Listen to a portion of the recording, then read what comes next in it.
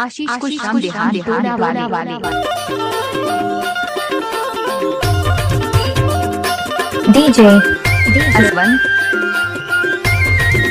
इलाका किसी का भी हो लेकिन धमाका डीजे असवंत डिंडोरी वाले का ही होगा। डीजे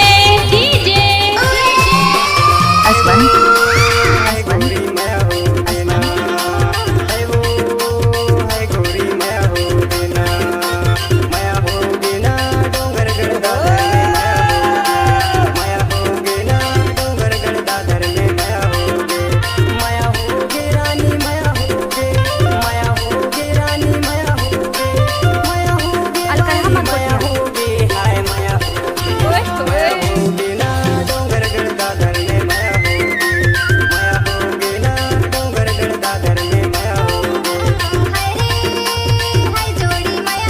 डीजे असवंत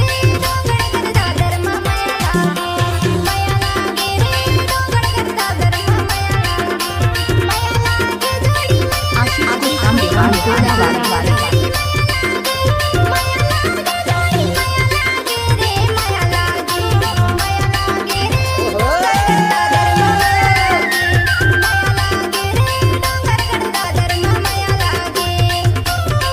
न्यू गाना सुने बर हमार चैनल डीजे असवंत डिंडोरी ला सब्सक्राइब करें।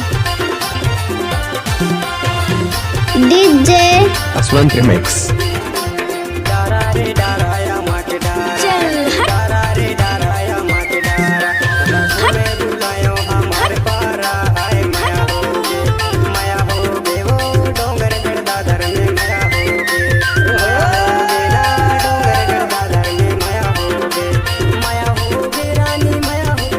अब आएगा मजा।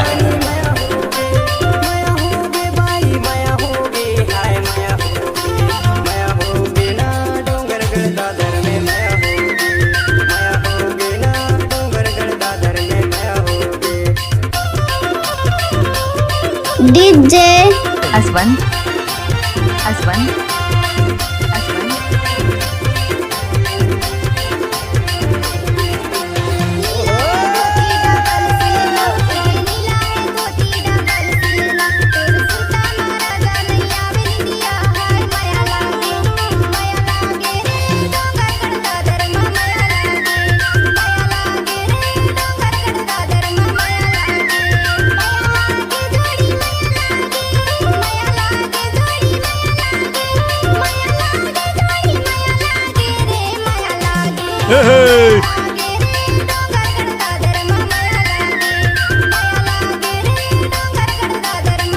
डीजे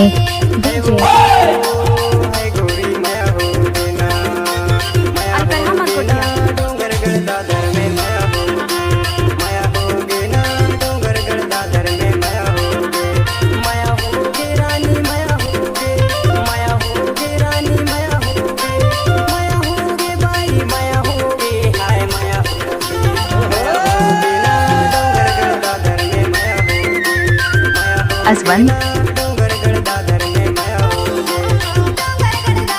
आशीष को शाम देहात टोला वाले